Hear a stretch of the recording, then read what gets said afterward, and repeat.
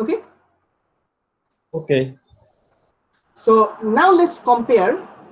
Now let's compare um, with the formal geodesic equation. So for geodesic equation, we should have like this structure. D2x alpha. Alpha could be running from 0 to 3. Oops. So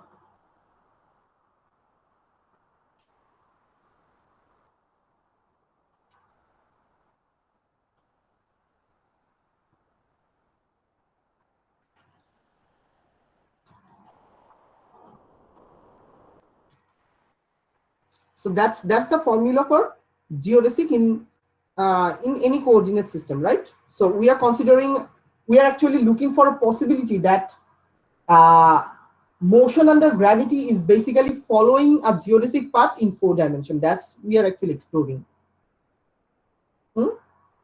So we know that in flat space, in Newtonian 3-dimensional space, when there are no gravity, particle with zero acceleration follows a straight path always, and that's we call the geodesic.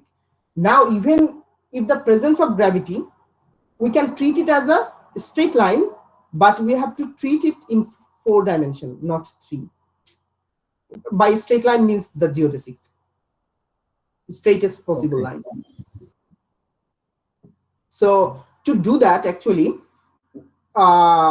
we have to find some gamma for this case. For this case, we have to find the value of gamma. If we can find some, then we are done, right? But their structures still do not match. Like here we have the derivative of the coordinates, right? First order derivative of coordinate, but here we do not have. Yes. So the first term matches, like this term actually matches with this one and that one, right? Yes. But the gamma term doesn't match. Okay. So can you do like del phi by del lambda times del lambda by del xi or something like this? It won't help. Okay. So Then you have a phi derivative, which is taken derivative with respect to lambda. yeah. This gamma has to be like purely a function of coordinates. There shouldn't be any parameters. Okay. So what is there any idea to like make it in the form?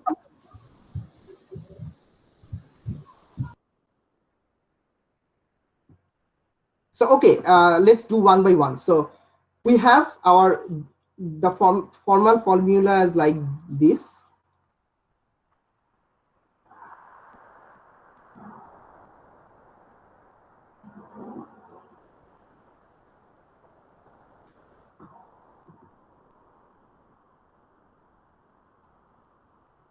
This is the formal formula, right?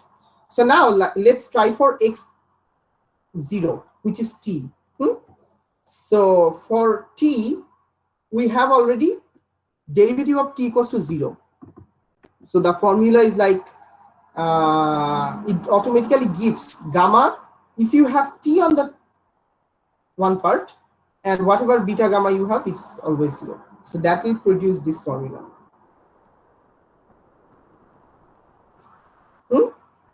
Yeah. So if I wrote it in terms of t, so that would be like d2. I'm setting alpha equals to 0.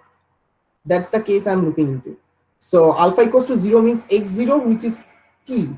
So d2 lambda over dt d lambda d2t over d lambda squared plus gamma. Alpha is now 0, and then whatever beta gamma you could put, then dx beta over d lambda dx gamma over d lambda equals to 0. So this is the equation actually we're looking for, but we already have like d2t over d lambda squared to be 0, right? So that concludes that this part must be 0. So the only requirement is that gamma on the upper index, to if upper index is 0, then all gamma to be 0. That would satisfy this. So by comparing, we can conclude that this thing has to be 0. That gamma 0 beta gamma, if this thing is 0, then the second formula is automatically satisfied.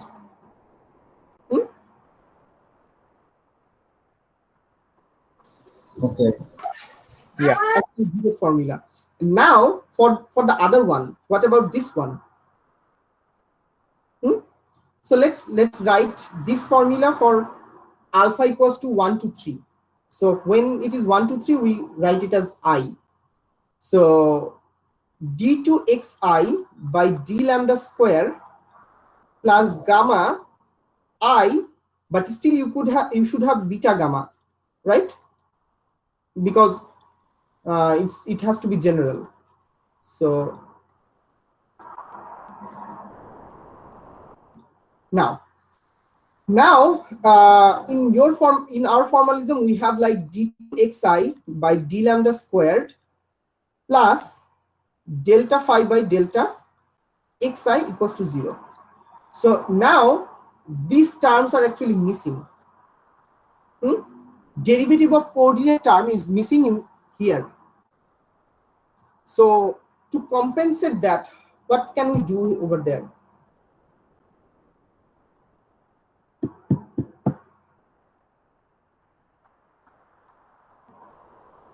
Do we have any coordinate of whose derivative is 1? Derivative with respect to what? Every derivative is taken with respect to lambda. Yeah, T. T, exactly. We have T over there. Yeah. So we can write the same formula as like delta phi by delta xi times 1 times 1. So dt over d lambda, then again dt over d lambda, right? Yeah. But if you try any other coordinate, this is not going to work, right? T is the only coordinate of whose derivative is 1. That means other gamma terms are 0. Yes, the other gamma terms are 0. So the only non-vanishing gamma term is here. You can see like it's basically x0 dot, right? X0 dot. So we consider this to be our gamma with upper index I but lower to indices 0. And that's basically delta phi by delta xi.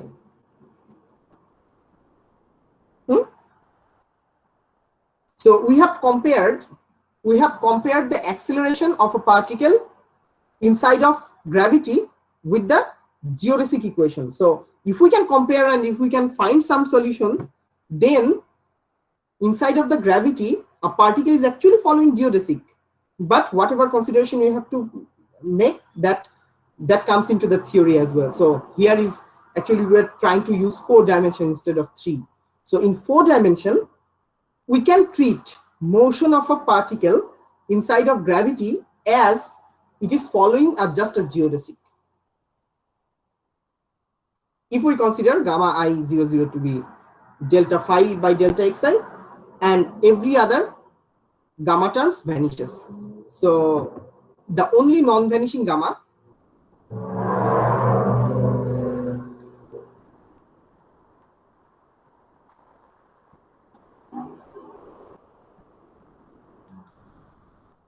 this one, right? Gamma 00, gamma I00 is delta phi by delta xi.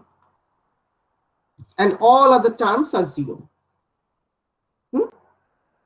Then we can actually treat our motion of a particle inside gravity as a motion in geodesic motion, or geodesic motion, right? Yeah. Okay, so now we have our gamma. We can find our Riemann as well from here, because This is just the Newton's law part, right? We have a connection to gamma to the potential, but we need, instead of just relation between acceleration and phi, we need a relation actually between the mass density and phi or any other geometric quantity, say gamma or derivative of gamma, something like that. So we need a relation that relates to the rho, not phi. Yeah. So okay, so now how do we proceed? So remember one thing, the relation with rho is this Laplacian phi equals to 4 pi 0, right? Yes. Okay, so Laplacian phi is basically second order derivative. So basically, as first order derivative is delta phi by delta xi, so probably we are looking for derivative of gamma. Yeah. Yeah. Okay, Yeah. derivative of gamma. So we have learned one quantity, at least one tensorial quantity, which is derivative of gamma. What is that? Riemann. It's Riemann. Riemann. Riemann. Okay, so we know that our gamma is like gamma I00 is this, and all other vanishes, right? All other gamma vanishes. So now let's find Riemann out of it. Let's find Riemann out of it. So the only non-vanishing Riemann is this. If you consider just only non-vanishing gamma to be this, then only non-vanishing, like we already knew that there are 80 possibility of Riemann, right? When you have all possibilities of gamma. Yeah. But here, like only three of the basically this is three. Like this one non-zero, this is non-zero, and this is non-zero, right? All Yeah. other gamma are zero. So there shouldn't be many components that are non-vanishing. So the only one thing that doesn't vanish is this one. Actually, it's not one. It's actually how many? 3. It's 9 actually. So this component doesn't vanish. This thing doesn't vanish. Okay. Okay. I can show that other vanishes. I can show that as well. Let's show that this. Let's find this, the value of this thing, and then we'll find value of possibility, other possibility, other possible situations. So let's compute this thing. So what's the formula for this?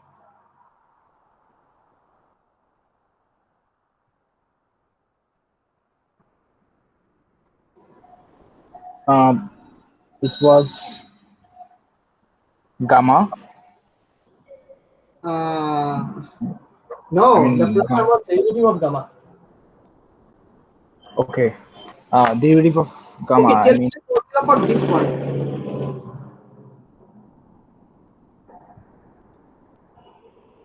it was the partial derivative with respect to mu of gamma alpha beta mu. Delta gamma alpha beta nu or mu. Mu. Are you sure? I mean, I think that's the positive term. Yeah. Could you Minus. check it? Because I'm not sure though. Okay.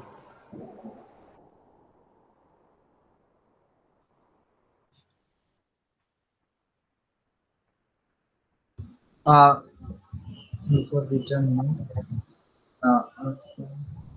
Yes, it's all right.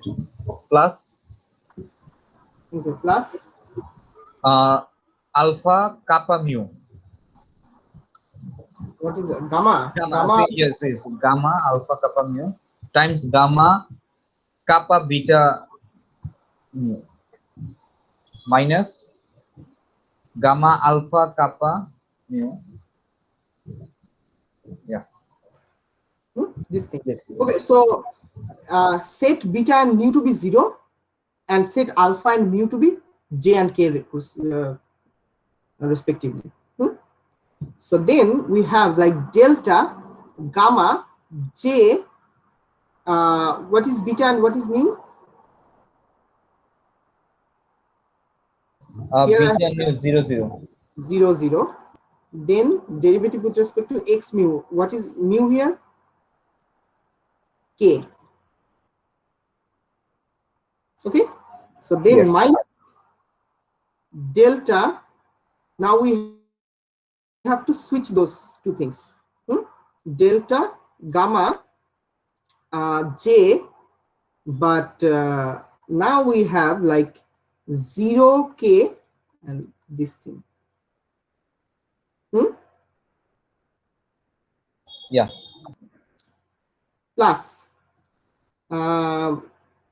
gamma j,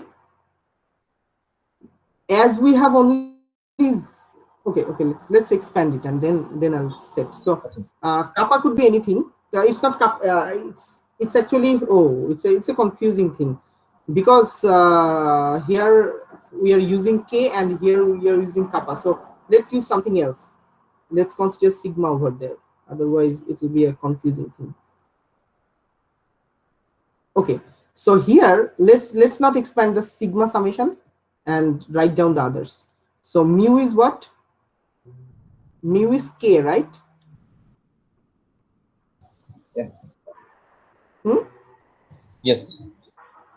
And then gamma sigma beta is what? 0. Beta is 0. Nu is what? 0. 0. 0. Okay. Minus gamma alpha is here j. Sigma could be anything. Nu is what? Mu is 0. 0. Okay. Then sigma could be anything. Beta is what? Be 0. 0. Mu is what? Uh, Mu is k. Yeah. Okay. Now let's erase this thing and compute the upper. We can cancel so many terms. Yes, the so many terms are actually gone here. So this first term, like gamma j 0 k, it's a 0 term, right? The only non-vanishing is I 0 0. Yeah. So k is not 0, j can be I, but k is not 0. So this thing is 0. Yeah. Now here I have j over there, gamma j sigma k. So sigma could be 0, right? But k cannot be 0. So this thing is always 0. Again, same reason, this thing is always 0. The only non-vanishing term we have is this delta gamma j00 over delta xk, right? That's the only non-vanishing possibility. Yeah. And Here's the basically Laplacian. no, that's not Laplacian. That's not Laplacian. But if we substitute uh, gamma I00 equals to delta phi xi, then we get delta 2 phi by delta xk I. Yes. So that's not Laplacian yet, but that will become Laplacian if we put sum over those two. It's delta xj, right? Not delta xi. It's delta xj. Oh, yes, it's J.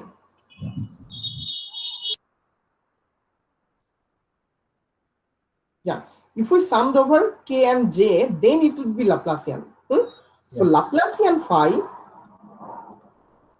is basically delta 2 phi by delta x, say K delta xk, which is basically, from here, if we substitute, that is basically a Riemann, but upper K, index k, then K 0, 0, K 0. hmm, Yeah. that thing.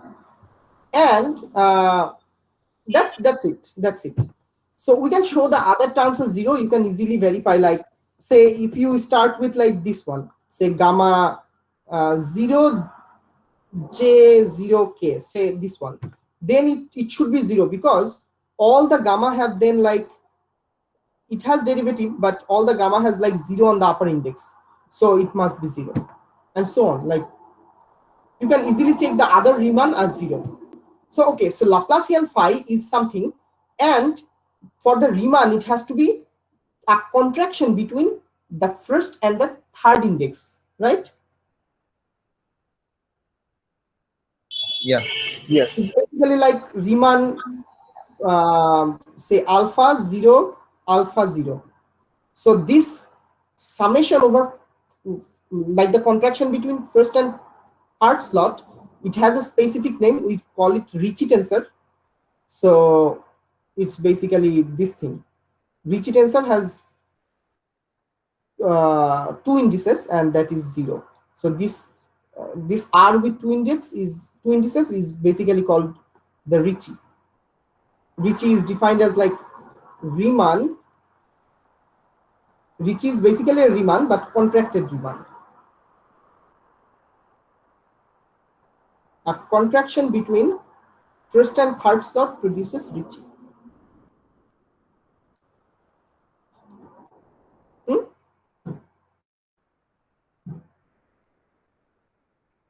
More explicitly, it's basically this. Let's write down the explicit form. Sum over mu equals to 0 up to 4, or whatever, how many you need actually. So then Riemann, the first slot is filled by omega mu, and then empty. Then third slot is filled by e mu. Then fourth slot is again empty. That's basically the Ricci. Obviously, you can see that Ricci should have two indices. One is over there, one other comes from over there, and those would be the bottom indices. So Ricci is basically a 0 to tensor. We'll see we'll see Ricci again in later, and we'll learn it more formally. But just remember, it's basically Riemann but contracted Riemann. Okay, Okay. so now we have that R00, the component of Ricci or contracted Riemann, is basically Laplacian phi, and Laplacian phi is what? Due to Newton's law, 4.0. 4 pi 0. So now we have a relation between curvature and mass density. That is Ricci tensor. The component of Ricci is the 0 component of Ricci is basically 4 pi g rho. So this is the Newton's law. This is still the Newton's law, but written in terms of geometric language. Written in terms of the curvature. Yeah. Okay, let's take a break and come back after 15 minutes and we'll continue. Okay. So any question?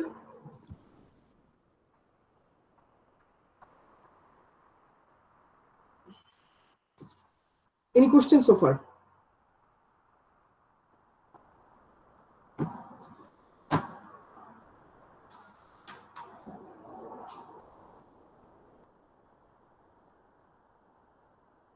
Hello? No question. So point is, we can actually express we can express gravity, the force due to gravity, as a pseudo force, and as a result of that we had to use actually, to do that we had to use 4 dimension, like time as an independent coordinate, and we can find a Riemann, like a curvature of that 4-dimensional space, and that's related to the mass density. That's the whole story. Yeah.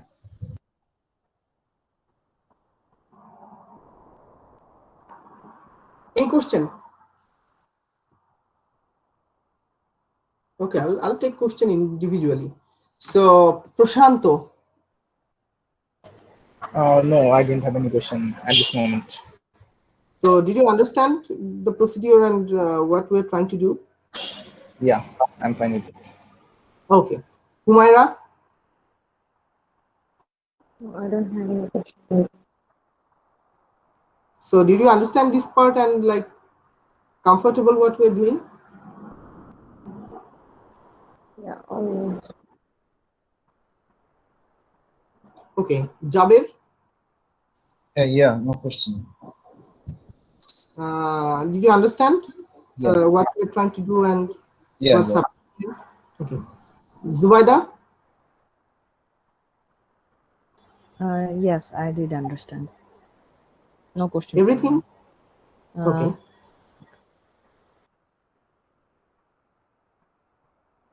Okay, Arafat, Yeah, I don't have any question. was everything convincing? It was a bit confusing at the beginning, but everything came around nicely. So, Okay. Okay, Sulaiman.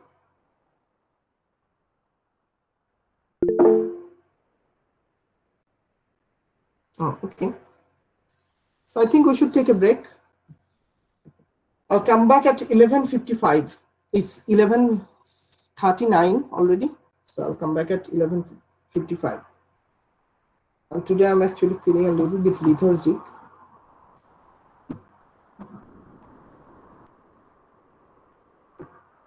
So if you have any question, you can ask as well. I'll be hearing.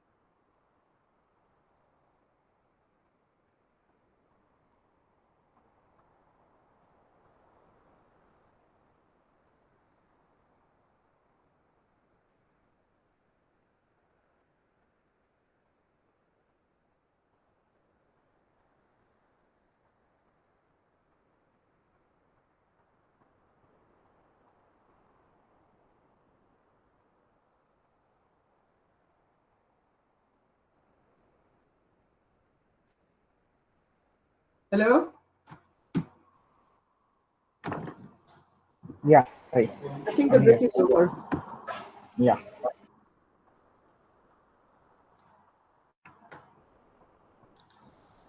Okay. Oh, just give me a moment.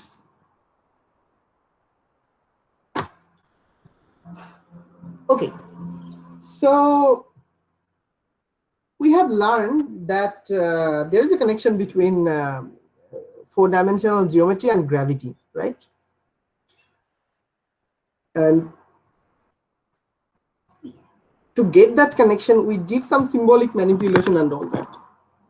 But to understand it deeply, we need to explore it a little bit more. Not just a little bit more, a little bit, a lot more actually, not a little bit. So first, we have a new coordinate, the time. So now we need to understand what does that mean? Like, how does our space look? So if we used to z coordinate as like to like xyz coordinate as to represent 3 dimension, right? So from now on, we are going to suppress one of those coordinates and draw instead t. So say we have like x, y, and then we have t, and z is suppressed. So basically, we can think about that we have infinitely many 3-dimensional space added for each of the time parameters. So here is one space, there is another space, and there are many more in between. So try to think as it's one space is stacked on top of another, and that's actually creating the time coordinate. Yeah. Okay, so but interestingly, only non-vanishing Riemann are this, are say J0, K0, where J and K, they run from 1 up to 3. That means 0 is excluded over there, right? Yes. So this part, if R is 0 over there, then whatever thing you have like K0 or J, it doesn't matter. It's always 0, right? Yes. This thing is always 0. So what does that mean? So that's we need to explore, right? So we have seen change of a vector. We have seen that change of a vector, say delta W, is related to Riemann, right? And how much was that? How much was that?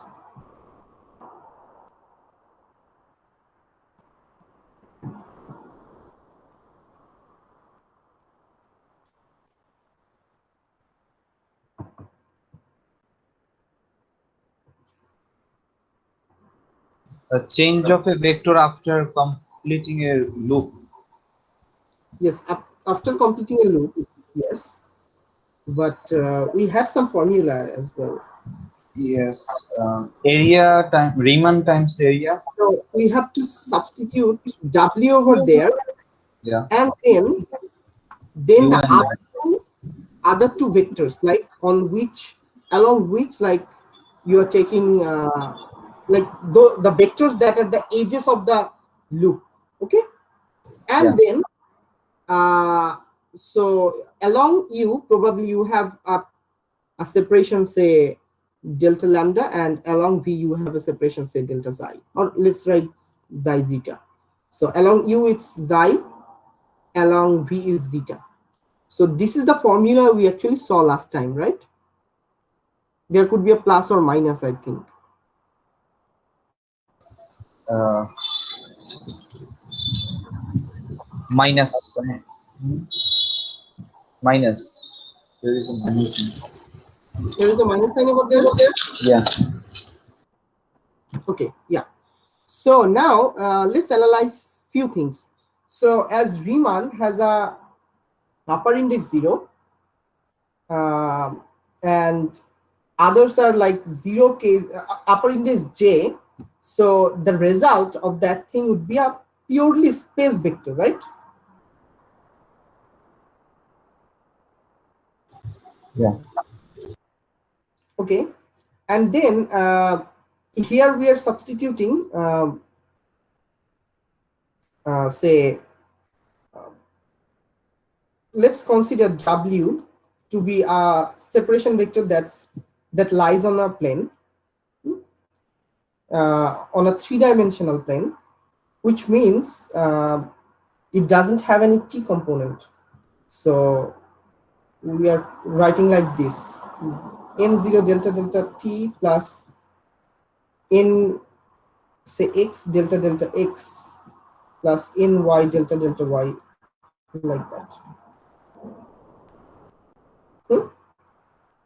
These are W, the vector we are actually observing how much does it change. Hmm? But n0 is Means yes. Yeah. It has to be 0. hmm? So it's a purely space vector. So let's consider it to be like purely nx. Like you start with a vector that was purely lying on x direction. We're just considering one example out of many.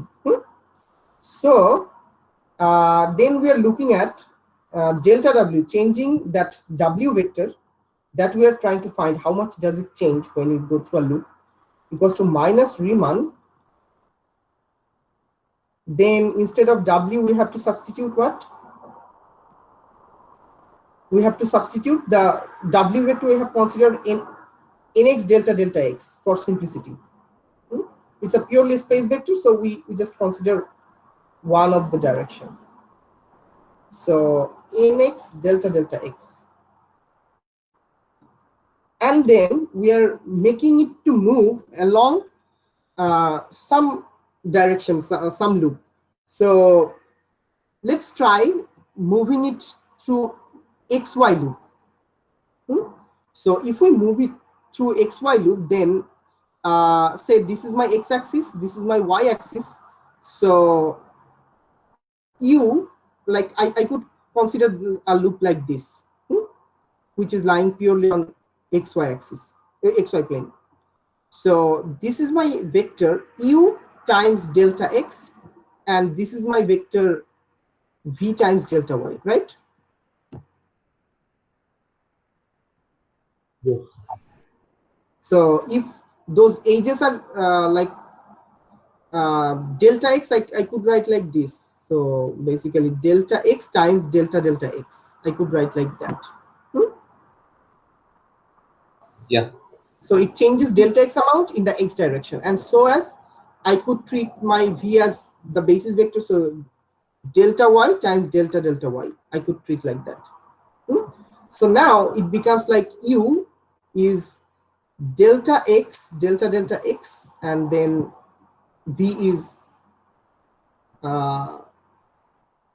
delta y delta delta y. Actually, I should write in the full format. So yeah, not like this.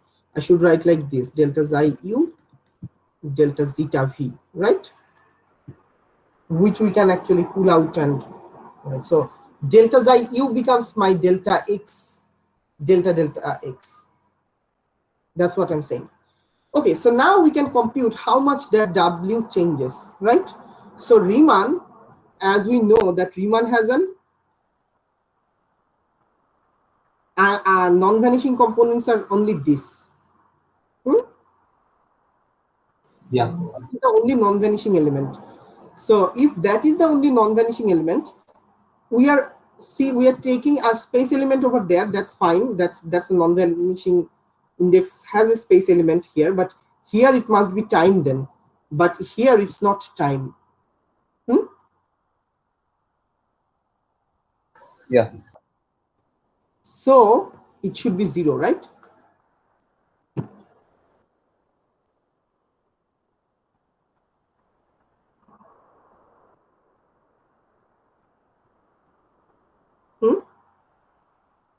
Yes. Do you see it? Like what I mean? Like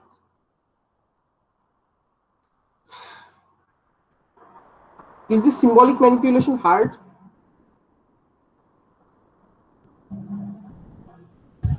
I actually missed this part. Can you repeat it?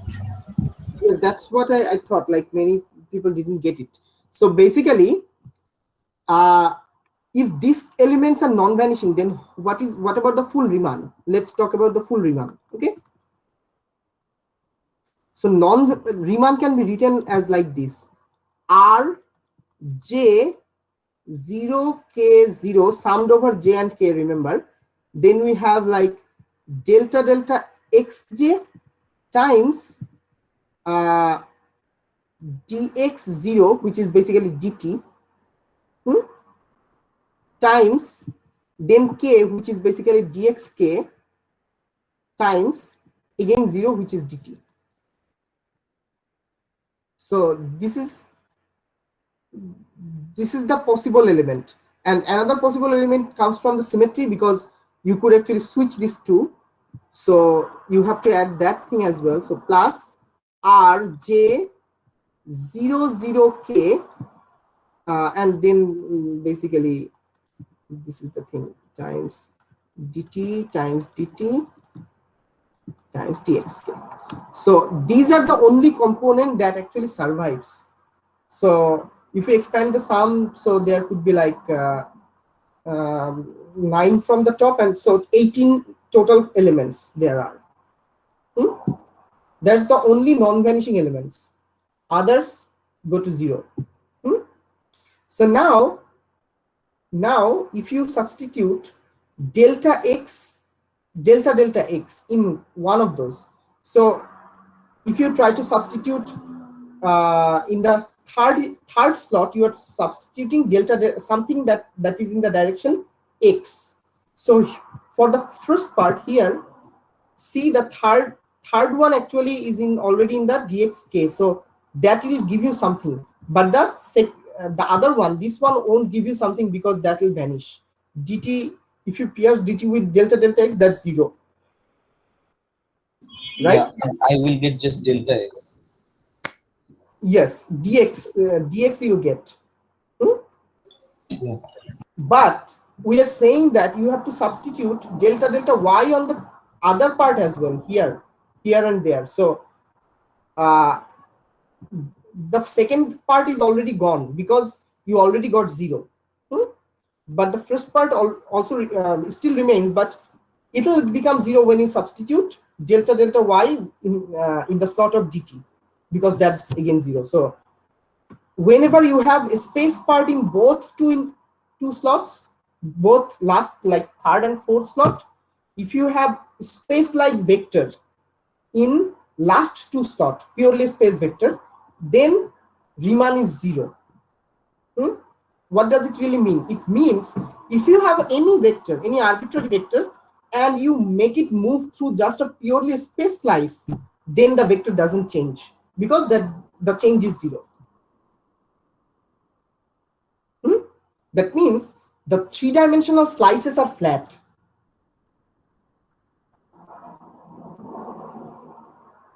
Okay. Three-dimensional slices are flat, but Yeah. the four-dimensional thing is Not flat. curved. May So not. when you have a loop that consists of time component that goes in the time direction, that's actually curved. So let's see one example. So if you have had a loop like that consider time as well, so consider tx loop. So this is my t coordinate, this is my x coordinate. If you have a loop along there, it means like you displace a vector at a certain time, you displace a vector in x direction, then you change the time, you go forward in time, then change the position back, and then come back in time. When you come back to the original position, the vector will be changed, and that will be proportional to the Riemann. So let's see how much does it change. So let's consider a vector. Let's consider a purely space like vector again. So which vector should I consider? Let's consider y itself. So w, let's take our w to be like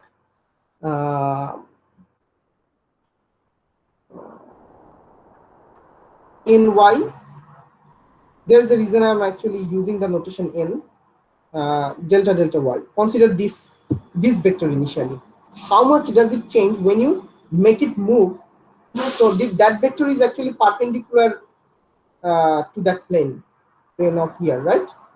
So y is this direction, so that is my initial vector. So I'm trying to make it move along this loop and come back and see if it changes or not. So change in w would be negative Riemann of what? Uh, empty slot. In the second slot, it will be like N ny delta. delta y. Then del t delta delta t. Uh, the first vector is t, so delta t, delta delta t, Yeah. the vector in time direction, and the vector we in need length. in space direction. Yes. Okay, so now we need to find this one. So probably my expansion here looks like it should be 0, but it's not, because we had another relation, like we could actually have a like a cyclic substitution of the indices. Remember, there was a symmetry property of Riemann. So it says, say alpha beta mu nu plus Riemann alpha nu beta mu plus Riemann alpha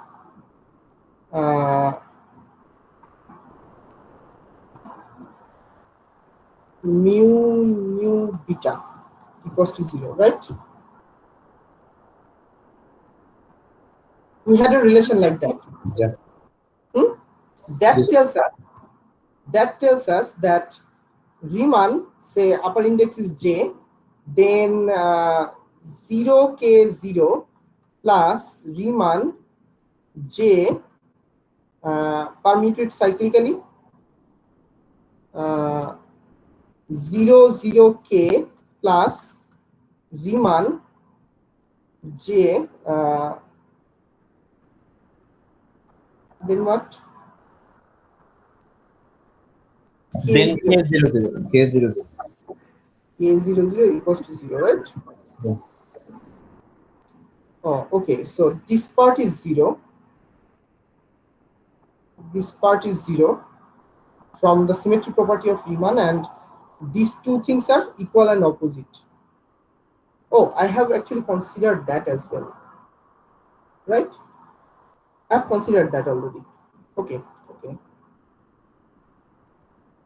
So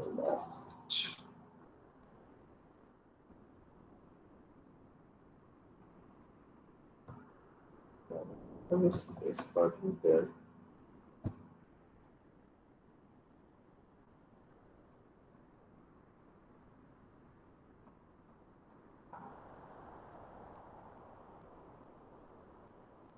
Okay, I get it. Okay, so yes, so let's substitute that. Then I'll have like minus Riemann. This is a purely space vector. So here, if I pierce with dt or here dt, both will give 0, right? Yeah. Both will give 0. So again, delta w would be 0 because w was a purely space vector, right? So what about w was a partly space, partly time? not a pure space vector, what would happen? Like we had this part as well, nt delta delta t. Then I would have something. So nt delta delta t plus ny delta delta y. So ny delta delta y part actually vanishes, but t part will remain to be something. So that will be like for the first one it will be like, actually there like I can, due to symmetry property, I can have like same term twice. So okay, let's write it down. So r j0k0, then delta delta xj, that's fine. Then I have dt pierced with this full vector, this w vector, right? So that gives me gives me just nt, right?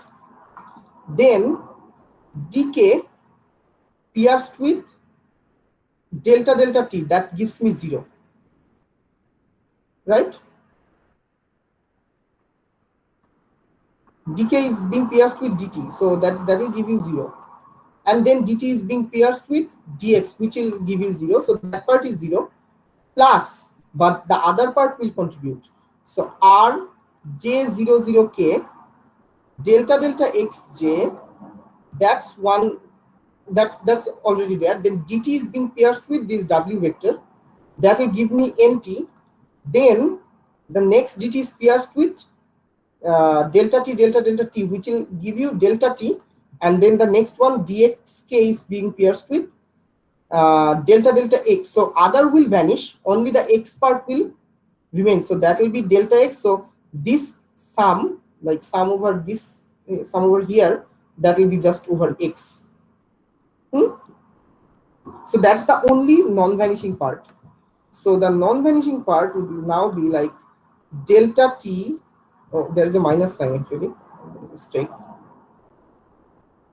Delta t times delta x, then nt,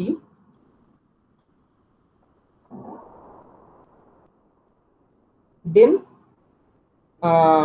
this portion, so which is r j00k times delta delta xj. We already compute r j00k. What's that in terms of potential? In terms of potential, how much is that?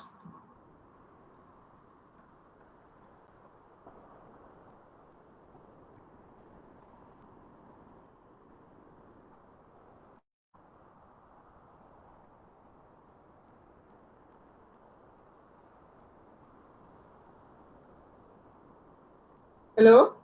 We computed rj0k0. Yes, so we have a minus sign using symmetry property. If you observe that, Okay. that's you rj0k0. Yeah. Actually, not k, we have x over there, right? Now we have x over there. Okay, delta delta xj. So, and how much is that? rj0k0. How much is that? Okay, this is delta gamma j00 by delta x. No. What in terms of potential? Okay. That was like delta square phi. delta phi Delta over delta phi. delta xj and delta x. K. Not k, just x. Okay. Because Yeah. Yes. that index is just x. So let's expand that. So now we have changing w is like proportional to the coordinate area that we through of whose edge we are actually making parallel transport for the vector. And then if you expand the last part, that is like j has like 3 possibilities, 1 2 3. So if it is 1, then like the direction is x hat basically. So I'm going to write like this: delta delta x is basically x hat, delta delta y is basically y hat, and so on. So in that notation, x hat times delta 2 phi by delta x square. Then y hat delta 2 phi by delta y delta x, right? And then delta z hat delta 2 phi by. Okay, where is the nt term? Nt. Oh, there is. There Yes. should be. So now the vector changes, right? If you make it move along time coordinate, and to begin with, the vector should have a time portion, right? Then when you make it move through it changes. And how much it changes? It changes by an amount that is proportional to the second derivative of phi. Due to the gravity. Due to the gravity, yes. So gravity changes the vector. When you, in other words, the gravity is actually causing the curvature of the space-time. Yeah. Okay. So Okay, what is the physical? Can you give me a physical example? Vector which is in both time and the space between two events in two sorry. different points. Between okay, a vector which has time component and space component. Can we say it like two events in two different point in a space? Yes, two events. Those are two events. Yeah, it's a separation between two events. The two nearby events.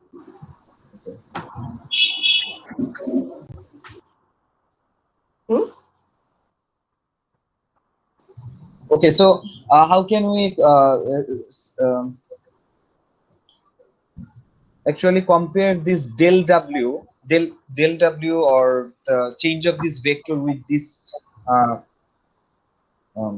two event analogy? So that two event is like the separation between two event was W. Yeah. Yes. And it has some time component, separation in time, and Yes.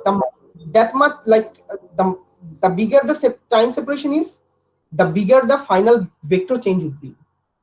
So the time separation is actually causing its space component to be changed. See, it doesn't have any like temporal component here. All of those are space part. Okay.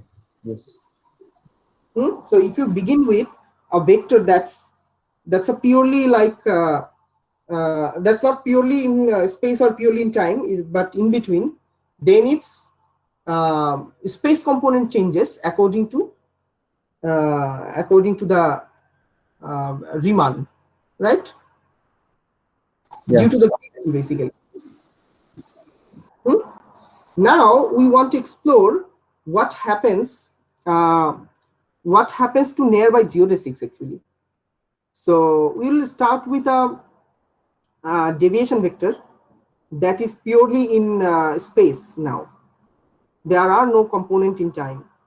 Now what happens? Deviation along two geodesic curves.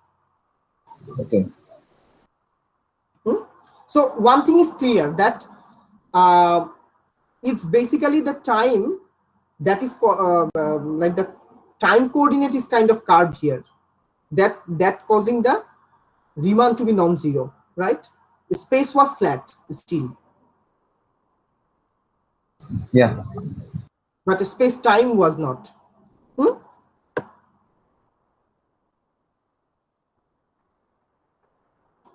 Okay. Okay. Basically, what we are going to understand is this thing. How much does that W vector say changes when it flows through time? Like, we are not coming back, it just flows. How much does it deviate? That's we are going to compute. The second order rate of change of the component of W, basically. So consider like you release two particles. You have you are inside a gravitational field, and you release two particles parallelly. But due to the gravity, all of them are attracted towards the center.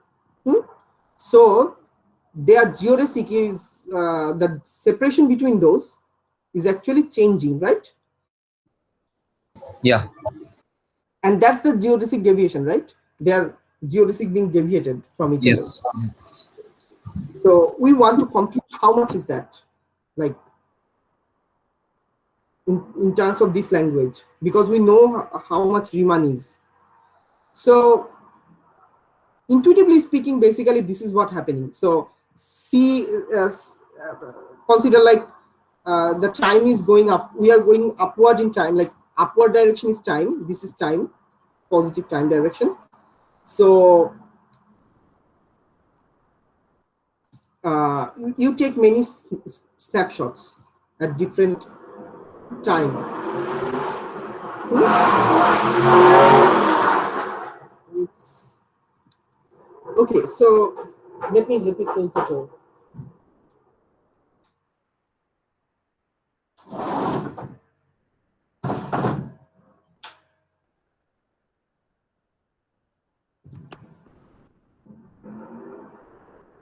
Okay, so you have a separation vector, said this one.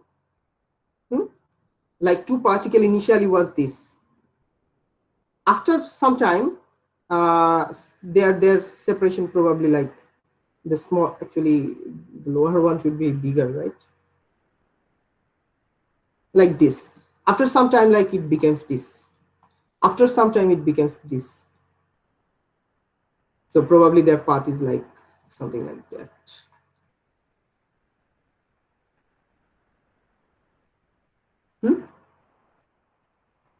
Yes, they are just coming to each other. It's like if 2 point particles are attracting each other. No.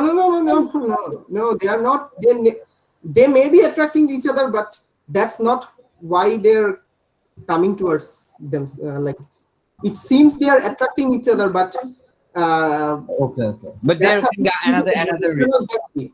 It's like two particles were being attracted. The third one, you are considering this separation. Okay, but there's at that time we need another coordinate. So that's why I see that. Another coordinate means 3 dimension, three space dimension. Because in the previous example it was in 3 dimension, and here it is on the plane. These two particles are on a plane, just coming to each other. yes, that thing is also on plane. Like here, you can draw a plane that passing through them. Okay. So another time there is another, right? Yeah. Oh, yes. Obviously, like you could say that I'm drawing a different plane, but it should happening on the same plane. That's what you are saying, probably. Yeah. But they're following a geodesic, and that following the geodesic is actually causing to feel like they're attracting, but uh, it's not. They're coming closer, but that's not the reason that they are Yeah. being attracted to each other. They are being attracted by something else that causing that. Yeah. Okay. So probably there is a in 2 dimension. Probably there is a in on the plane. So you're considering these two particle, or actually you're considering these two particle. Okay. Okay. So now their separation vector, let's consider it to be n, and that is purely space-like vector, right? That n is purely space-like vector. Yes. So that's why like it's just ni delta delta xi, no time part. In other words, like dt, if you pierce with n, that will give you 0, or n0 is 0 basically.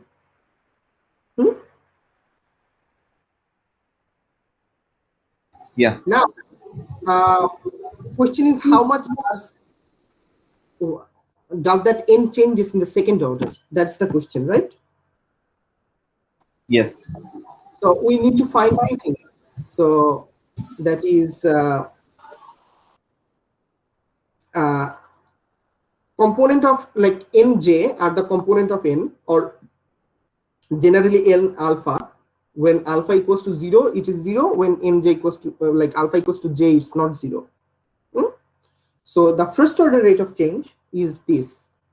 First order covariant change would be like this: dn alpha over d lambda plus the other part which is coming from gamma component, which is like alpha, say beta mu, uh, dx mu over d lambda. Okay, what is capital dn alpha over d lambda?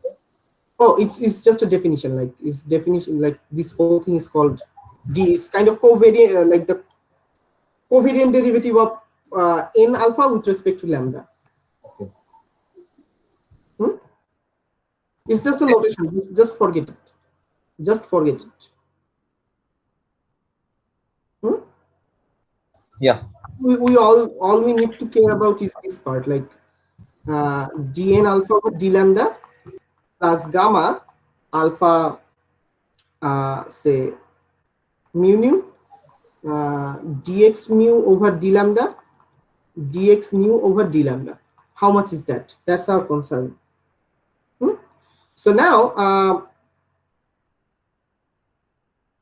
we need to find x first, right? We need to find x first. Did I make a mistake? It's a vector we are changing, so rate of change of a vector with respect to the coordinate. Then one of those would be like the in contracting with the vector itself, right? N mu. And then the second one is the direction. So rate of change of coordinate. Okay, now I think this is the correct one. Okay, so now n is 0, right? Like n0 is 0. So n only can be space part. It can only have space part. So this is the only non-vanishing part.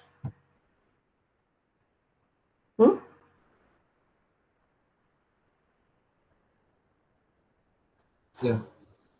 But it says that then gamma has one lower index which is position like, but our gamma is 0 if it is not like this. Yeah. So all the possible gamma that can take this form is 0. So basically this thing equals to just dn alpha over d lambda, right? Yes. Is that clear? Yeah. Everyone? So basically we need the covariant change along lambda, and that is basically just ordinary derivative with respect to lambda, because the, gamma has like, when lower index has 0, only that situation you have something for gamma, but otherwise you do not have. So that's why covariant derivative along lambda for a position like vector is the same as like ordinary derivative along lambda. Okay, again the same thing is true for dn lambda over d lambda vector as well, right? So I want to take second order derivative like d2n lambda over d lambda squared, and same argument goes through. So the only like rate of change of vector is just this.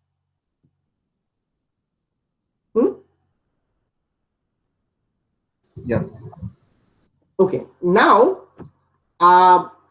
it's convenient to use the parameter like lambda as the time itself, because we are trying to comparing with Newtonian, right? Yeah. So basically dn alpha over d lambda, when lambda is just the time parameter, then it's basically d2n alpha by dt squared, right? Yes. So what covariant derivative, second order covariant derivative along lambda measures, that is basically this thing, component of del un that we are trying to measure. U is basically delta lambda vector. Yes. So, and turns out to be that the alpha component of this thing is basically d2 alpha by dt squared. Yeah, it's a space like vector. That's why this Yeah, comes. it's a space like vector. That's why it happens. Yeah. N is a space like vector. Is it clear? Yeah. Okay, great. Now, what is the other part for um, for geodesic deviation equation? The other part is the Riemann part, right? Yeah. So we have one part that is d2n alpha by dt square. That is basically time derivative. Now we need another part, which is basically the Riemann part, right? Uh, for Riemann part, uh, okay, let me write it explicitly. Then it will be easy, like apparent to everyone that what I'm doing here. So basically, this is my geodesic deviation formula. U n u, right, equals to 0. Yes. So I have considered u to be delta delta lambda, which is basically delta delta t, moving along time direction. Yeah. So if I do that, then basically this two covariant derivative becomes like covariant derivative along delta delta t, covariant derivative along delta delta t, on what? On n. Plus Riemann delta delta t n delta delta t equals to 0. So covariant derivative along t on n is a space-like vector, purely a space-like vector. That's why it's just ordinary derivative of n. We have already seen that. Yeah. So it's basically like delta 2n by delta t squared, kind of component-wise.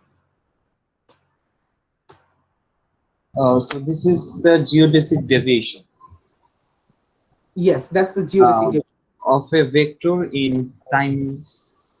Uh, okay, so yeah. Yeah, it's the relative acceleration. It's the relative Yes. acceleration or the geodesic deviation among two. Yeah. Not geodesic deviation, it's the relative acceleration. That's the correct word to say. Yeah. So relative acceleration among two particles that are experiencing same gravitational field, but they are experiencing from different point that we are measuring. So that means plus now Riemann has like few non-zero components, right? So if I consider like jth component of this whole thing, or no, let's write everything. So Riemann, if I expand, Riemann is we know that only non-vanishing type Riemann are like this, J0, K0, like this. So the outcome of Riemann would be purely space-like. When you substitute Yeah. those. And n is what? N is what? Hmm? N is the separation between Separation vector. N two is the parts. separation vector. It's a purely space-like vector, right? Yeah. So let's choose a specific one. I think that would be like more illustrating. So n is generally like this. N is generally like nx delta delta x plus ny delta delta y and the z component. Let's consider just a specific one, say x component. Then the calculation will be shorter but more illustrating. Okay. The same thing Okay. happens for all of those. So let's consider the simplest part, that is nx delta delta x. That's the only part we care about here. So then the whole n vector has only like x component. So I need not to write everything. I just need to write this.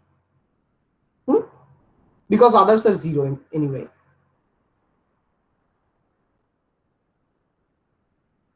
Okay. Yeah. And then Riemann becomes Riemann has upper index something, some j. Now we are considering which component that matters actually. So we are considering x component, right? The rate of change of x component, the rate of second order rate of change of x component that we are considering, right? Yeah.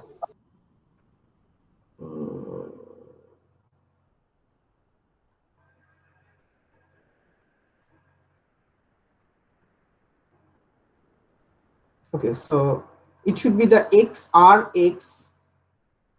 Then we have like 0 summed over some space index k, then 0. So now we have like delta delta t. So that gives you something like, that gives you 1, because we had like dt over there, and then times dx k over there and dt over there, right? So if you pairs dt with this delta delta t with dt, so that gives you 1, right? And then n is just x part, so that gives you like just nx, and if you contract here, that gives you 1. So this whole thing becomes r x 0 x 0 then nx equals to 0, right? Yeah. I just computed that. Then rx 0 x 0, what's that?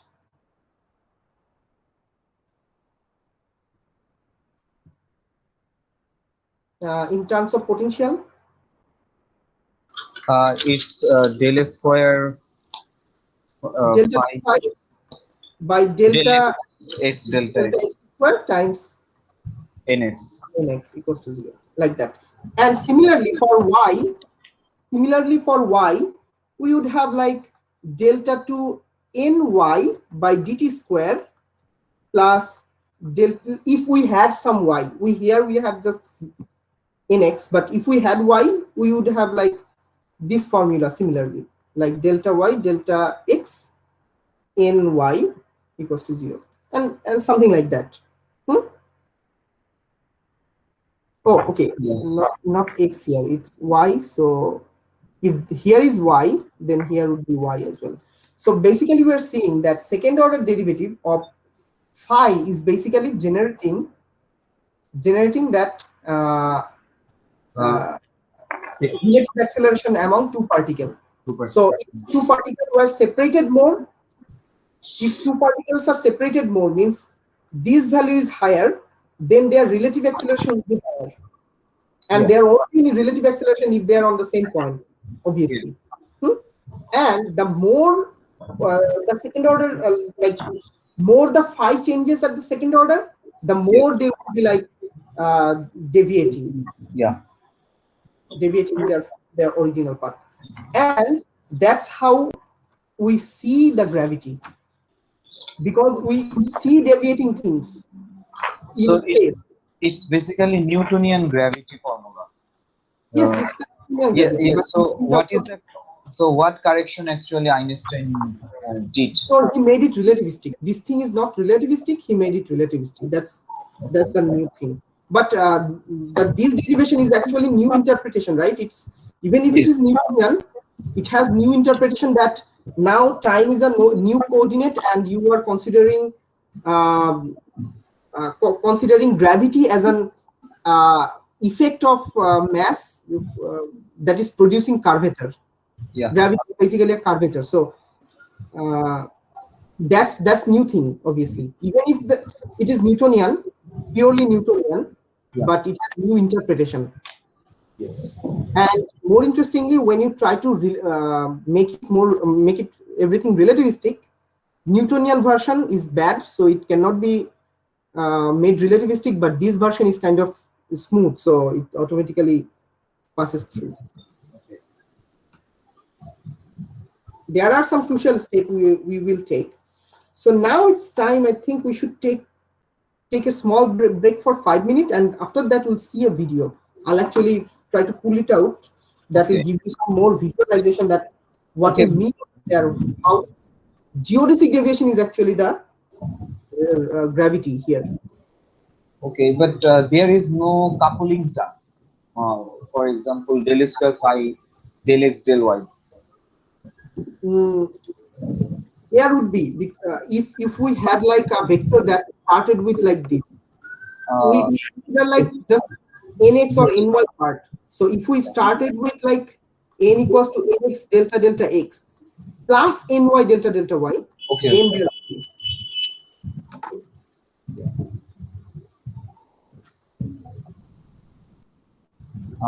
Okay.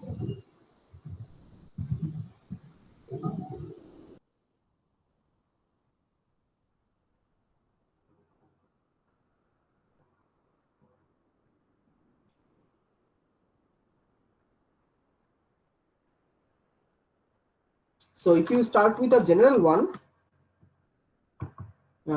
with the indices not suppressed, so the result would be like this: delta 2 mj over dt squared plus delta 2 phi.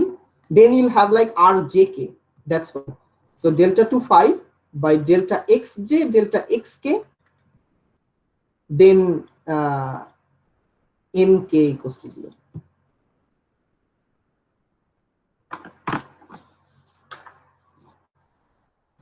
Okay, so let's take a 4-minute break, and then by that time I'll try to find a video where what I can share with you. So I think that will give you more intuitive idea about gravity. So by the time I'm here, so if you want to ask any questions, so you can ask.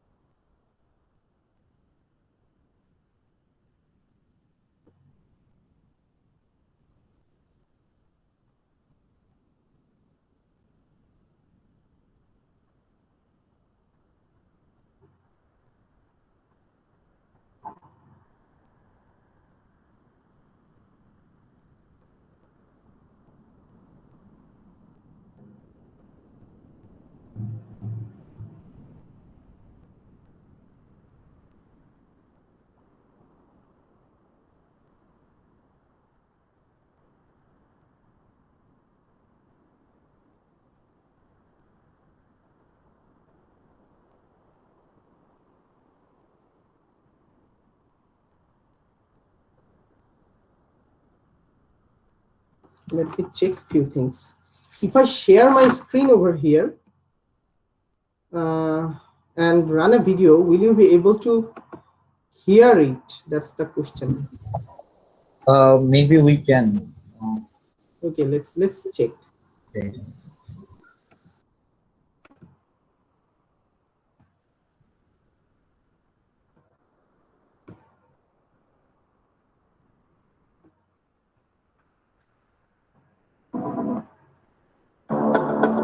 Can you hear the sound? Welcome back to Science Yes, Quiz. yes, we can hear. Okay, great. Great, I think it will work. Is everyone here? Then I can run it right now. Prashanto Bhai is not here. And Huma.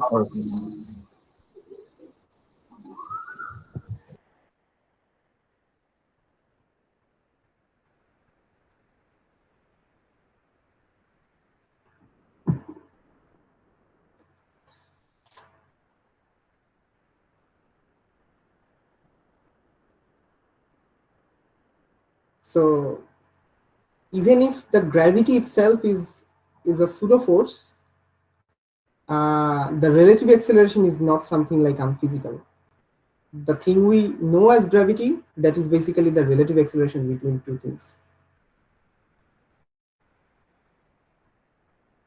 And that's why it seems to be physical, or it is physical. Okay. So gravity is basically relative acceleration between two things, right? Yes, yes. Okay, so Gravity understood through the relative acceleration between two things. okay. So if you and your friend are in a gravitational field, and without any other causes, you feel like there is a relative acceleration between two, like you observe that, then obviously like you are in a gravitational field, and that's causing the thing. And there is no mass term in these equations. No. Yeah. Mass, like test mass terms. Test mass term, obviously the mass of me and my friend. Mhm.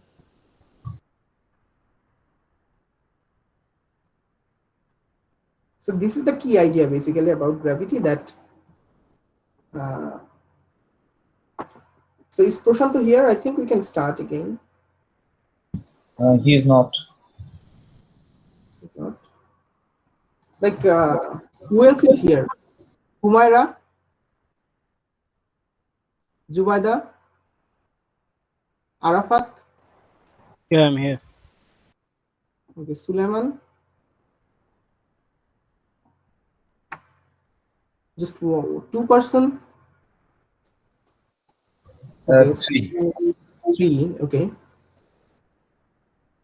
So it's already 51.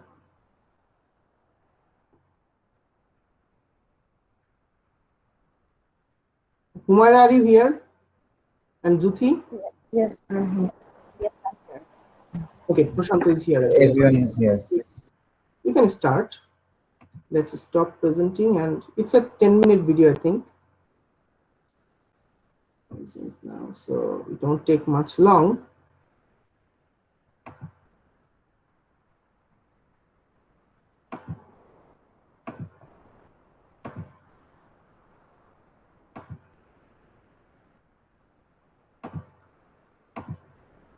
Can you see it? Yeah. Okay, let's maximize. If I maximize, then can you see it? Yeah. Can you reduce the volume? Welcome back to Science Click. Today, Too much? how to visualize general relativity. The goal of this video is to show different representations of better? the theory and to put forward a brand new one, which I have not yet. Reduce more.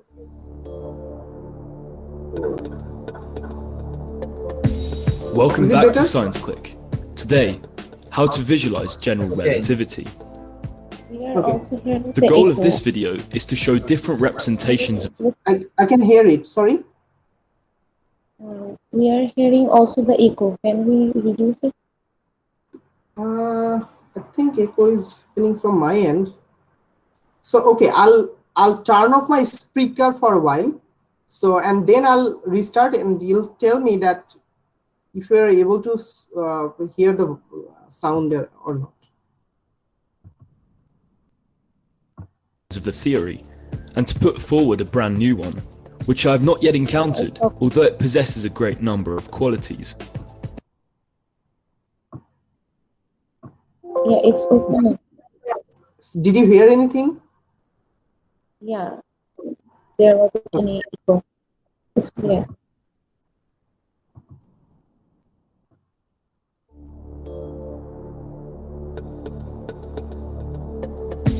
Welcome back to Science Click. Today, how to visualize general relativity. The goal of this video is to show different representations of the theory and to put forward a brand new one, which I have not yet encountered, although it possesses a great number of qualities. The idea behind this new representation is to make the best possible use of the video format, and in particular its temporal dimension, in order to faithfully reproduce what the mathematics tell us.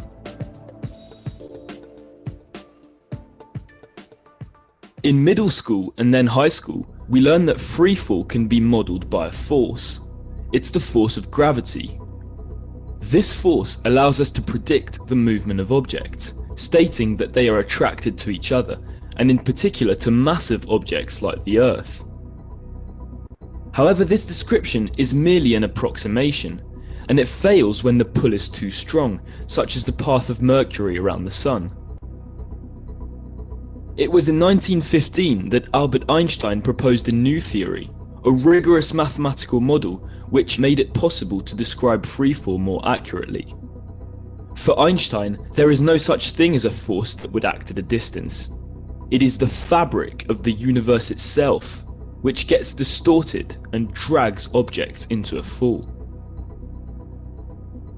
In order to grasp this very complex theory, it is important to design visualizations that make it more intuitive. The representation that is most often used is that of a large elastic sheet on which massive objects are placed. By deforming the fabric under their weight, the more massive objects pull everything in their direction, like marbles in a bowl. At first, this image seems to have two advantages. It is very simple and intuitive, and it helps us understand that bodies attract each other indirectly through an underlying fabric, space-time, whose geometry can be altered. However, although it is extremely widespread, this way of presenting general relativity has a large number of problems, which make it not very rigorous. In this video, we will try to improve this image by making 4 major changes. To begin with, the image of the elastic sheet seems to indicate that objects are placed on spacetime, like marbles, while in reality, spacetime is the fabric of the universe that contains them. Therefore, one improvement that we can start with is to flatten objects onto the surface, so that it is clear that they are not exterior but contained within spacetime. Next, one of the biggest problems with this representation is that it sort of explains gravity by gravity. To the question, why does the apple fall on Earth? This visualization seems to answer that it is because the apple is pulled downwards, which causes it to fall like a marble in a bowl. But it is not acceptable to explain gravity inside spacetime, using gravity outside spacetime. We hence have to find a better explanation.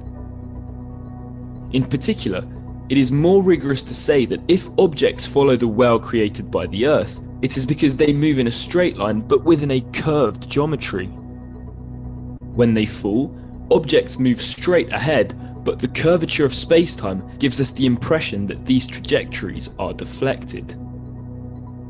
To understand, we can imagine the surface of a sphere, on which 2 ants would head north. At the start, the 2 paths are parallel, and we might think that as they progress straight ahead, the 2 trajectories will never cross. However, the 2 ants end up meeting at the North Pole. This is possible thanks to the curved geometry of the sphere, on which straight lines tend to get closer to one another. Inside spacetime, the phenomenon is similar, and objects seem to attract each other when they are simply following the curved geometry in straight lines. However, this picture of an elastic sheet is still misleading. Indeed, one could think that if spacetime can bend, it is due to the existence of a higher dimension. Here, for example, the 2-dimensional sheet seems to bend into a 3rd dimension. In reality, this is not the case, and the mathematics of relativity do not require any higher dimension for the universe to bend. It is therefore preferable not to represent this sheet seen from the side, but rather from the top, with a grid to illustrate the curvature. While we're here, this also allows us to restore the 3 dimensions of space in which we live.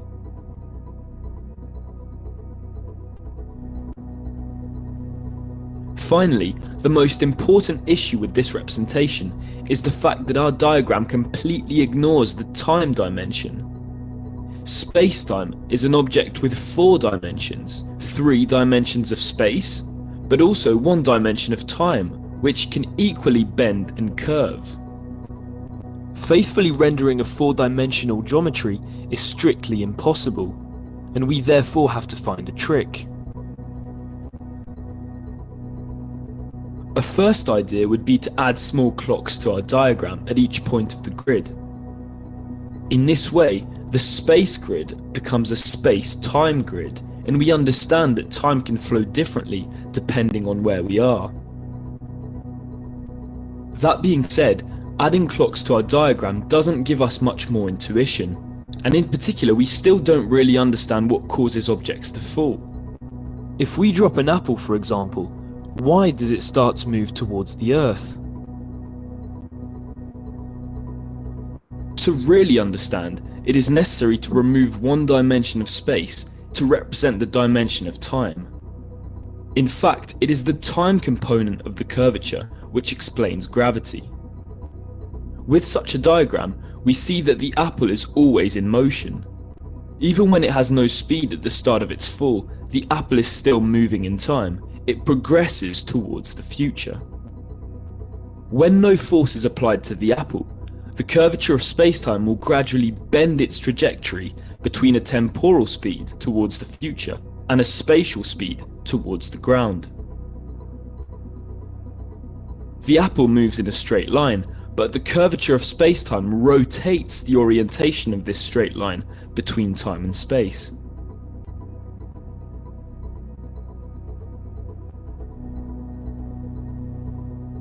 We therefore understand that if the apple falls towards the ground, it is because it started with a speed through time. The curvature of space-time generated by the Earth has merely converted this temporal speed into a spatial speed.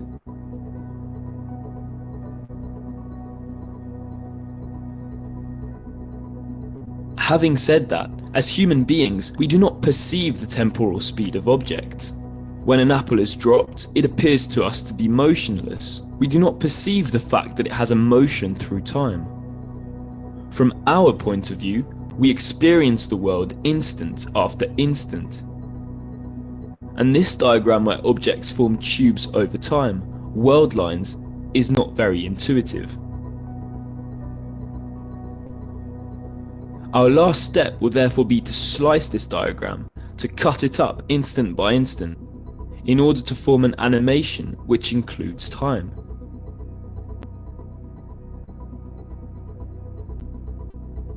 The curvature of the universe, which causes straight lines to dive into the Earth, becomes a movement of contraction.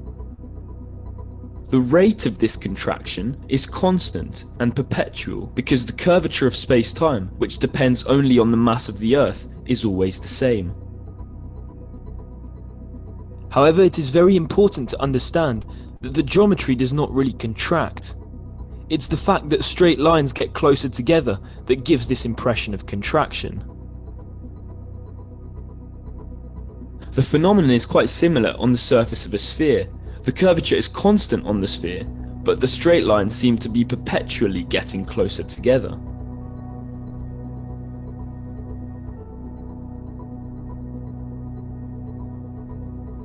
It is this representation which I find to be the most appealing for visualizing general relativity. The Earth, because it is very massive, deformed spacetime, giving it a curvature. For us, the curvature of spacetime appears as an endless contraction of the grid. In technical terms, we say that the volume contained between geodesics shrinks over time because of the curvature. This grid that shrinks represents what we call inertial frames, frames in freefall. With respect to this grid, a body that is not subject to any force will conserve its movement. Thus, if we drop the apple with no initial velocity, as no force acts upon it, it will remain motionless relative to the grid, but as the grid contracts, the apple will fall. With this image of relativity, it is also easy to see that the surface of the planet is constantly accelerating upwards, because it is always going against the natural movement of the grid. Finally, if we throw an object sideways with an initial velocity, no force is applied on it, and it will therefore continue in a straight line within the grid. But as the grid contracts, the object is constantly pulled back towards the Earth. That's exactly how the Moon orbits the Earth. and the Earth orbits the Sun.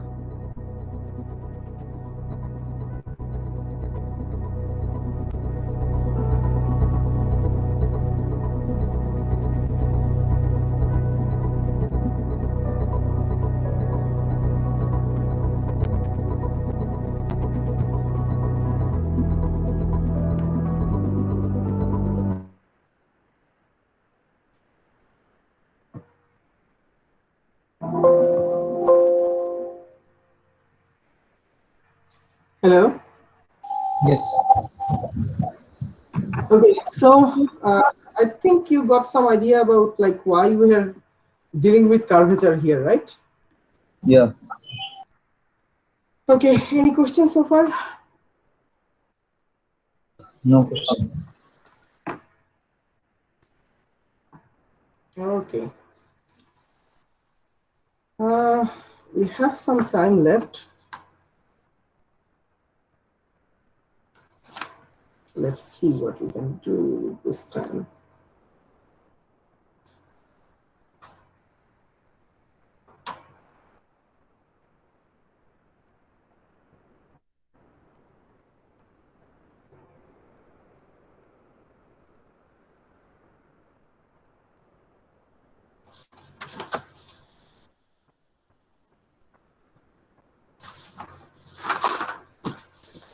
Okay, open the book, box number 12.2.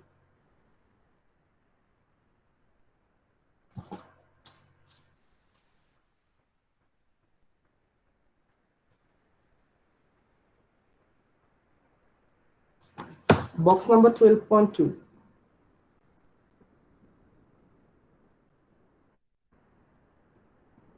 So, do you have the book? Hello, guys? Yes, yes. Okay, so here it gives a comparison between Newtonian space-time, Minkowskian, and Einsteinian. So basically what Newtonian space-time is like, it's a stratified space, meaning we are stacking flat spaces, flat three-dimensional spaces, one top of another, and creating the time direction. So here we have a universal time function. So that's one important property. In the same thing, in the Minkowski space-time of special relativity, time is not universal, but Minkowski space is flat. It doesn't have any Riemann curvature. Okay, so I think there might be one question like, how can a bunch of flat spaces could create a four-dimensional curved space? Answer is, here flat means intrinsically flat. So there will be another curvature we haven't discussed yet. So